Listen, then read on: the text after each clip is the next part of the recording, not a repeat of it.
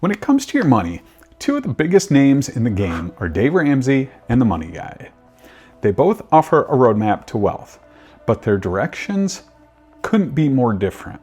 Ramsey's 7 baby steps have helped millions claw their way out of debt, while the Money Guy's 9-step financial order of operations is engineered for pure wealth optimization. So which one is actually right for you? Welcome to the Financial Showdown. In one corner, we have a system laser focused on behavior, ditching debt, and creating psychological wins. In the other corner, a system built on mathematical precision to make every single dollar work as hard as possible. We're about to put them head to head, step by step, so you can figure out which path will really get you to your financial finish line. Section 1, the core philosophies. Before we get into the nitty-gritty, you have to understand where each plan is coming from.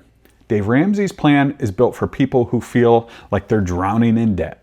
For him, personal finance is 80% behavior and 20% head knowledge. The entire goal is to build momentum with quick wins, changing your money habits for good. It's strict, it's sequential, and it's designed to get you to attack debt with gazelle intensity. The Money Guy's financial order of operations, or FOO, is different. Think of it as an instruction manual for your next dollar. No matter where you are financially, it assumes you can handle a little more complexity because it's all about mathematical optimization. The goal isn't just to get out of debt, it's to build what they call an army of dollar bills as efficiently as you can, using things like tax-advantaged accounts and market growth. It's more flexible and lets you work on multiple things at once. So, with that foundation, let's break down the steps. Section 2, the first steps, building a foundation. Dave Ramsey's baby step 1 is famous for its simplicity. Save a $1,000 starter emergency fund. This isn't meant to survive a zombie apocalypse. It's a small buffer designed to stop you from reaching for a credit card when a minor emergency like a flat tire pops up. The $1,000 is intentionally small to give you a fast, achievable win right out of the gate. The Money Guy's FOO starts in a similar place, but with a twist. Step 1 is to cover your highest insurance deductible. Instead of a flat $1,000, they want you to look at your auto, home, and health insurance, find the highest deductible you have, and save that amount in a high-yield savings account. For a lot of people, that might be $2,500 or more. The logic is that this is your most immediate and quantifiable financial risk, making it a more customized and robust emergency buffer from day one. And right there, at step 2, we hit our first major fork in the road. After that starter fund, Ramsey's baby step 2 is to pay off all debt except for the house using the debt snowball method. You list your debts from smallest to largest, ignore the interest rates, and attack the smallest one first while making minimum payments on everything else. Once that's gone, you roll its payment into the next smallest, creating a snowball of momentum. This is 100% behavioral psychology designed to keep you motivated. Crucially, Ramsey says to pause all investing during this time.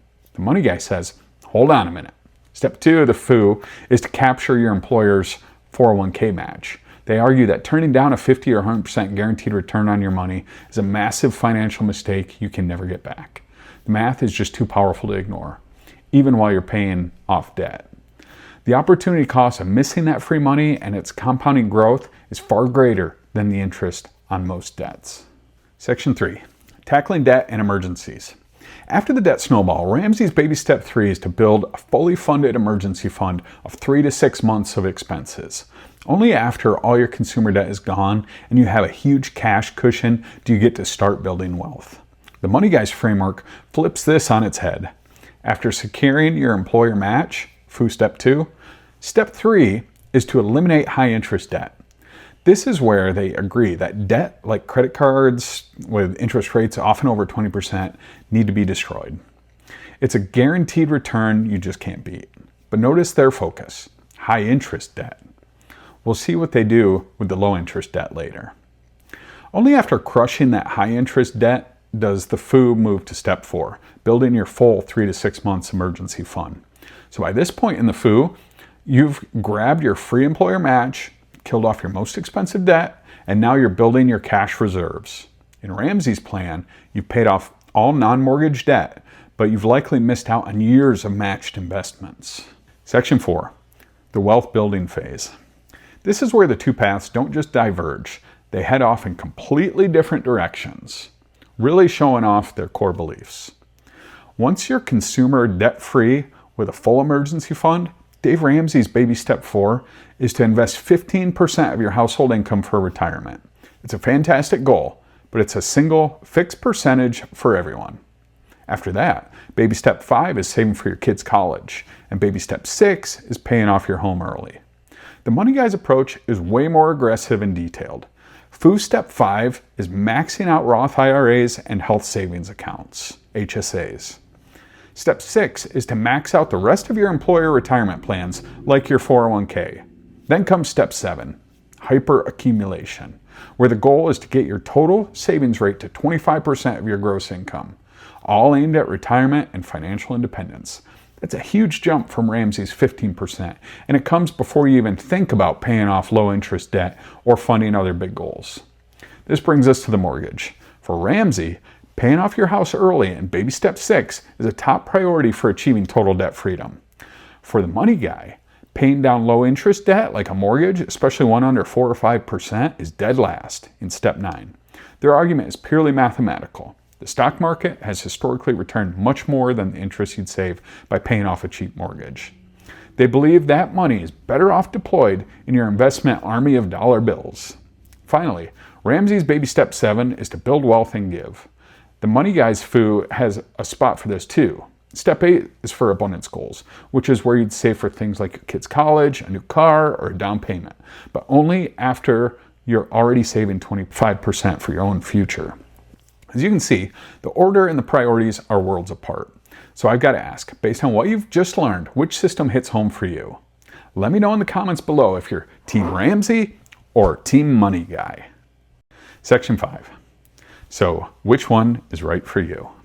The big takeaway from this showdown is that the best system really depends on your financial situation and maybe even more importantly, your personality. Dave Ramsey's 7 baby steps can be a lifesaver for people who are completely overwhelmed by consumer debt. If you're staring at credit card balances that won't budge and feel financially out of control, the baby steps are for you. The plan's rigid, step-by-step nature and focus on behavior provide the structure you need to dig out of a deep hole. It's financial triage. The Money Guy's financial order of operations is better for people who are already financially disciplined and are looking to optimize their wealth building. If you have little to no high interest debt and a stable income, the FU is probably the superior path. It's more complex, but it's designed to squeeze maximum value out of every dollar by prioritizing high return activities like investing. Think of it this way. Dave Ramsey teaches you how to stop the financial bleeding and get back on your feet. The Money Guy teaches you how to train for a financial marathon once you're healthy. At the end of the day, 2 things are crystal clear. First, the absolute biggest mistake is doing nothing. Following either of these plans consistently will put you in a much better place than having no plan at all. Both roads lead toward financial success. Second, the choice really comes down to one question. Do you need a behavioral boot camp or a mathematical roadmap? Are you trying to escape a financial past, or are you trying to optimize your financial future? If you can answer that honestly, you'll know exactly which path to take. My name is Stephen Kofer. Thanks for stopping by. I'm excited about this channel because it helps people just like you build a better future. Watching this video is your first step to taking action instead of just dreaming about building success. If this breakdown helped you out at all, do me a favor and hit that subscribe button. We're all on this journey to build a better financial future, and having the right map makes all the difference. Thanks for watching, and we'll see you in the next one.